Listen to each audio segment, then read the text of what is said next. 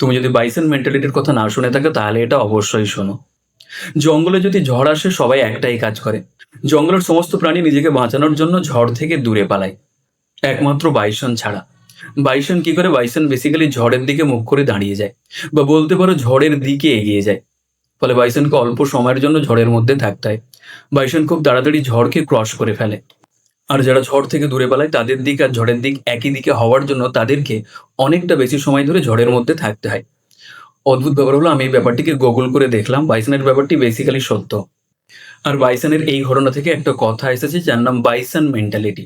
মানে তুমি যদি তোমার জীবনে ঝড় থেকে পালিয়ে যাও, রিজেকশন, সমস্যা, ভয়, ফেলিওর, কাজ, এইগুলো থেকে পালাতে থাকো বা এইগুলোকে এড়াতে থাকো, তাহলে তোমার সমস্যা কোনোদিন মিটবে না, বরং বাড়বে।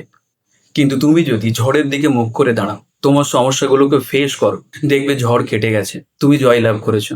আর এটাই বাইসন মেন্টালিটি।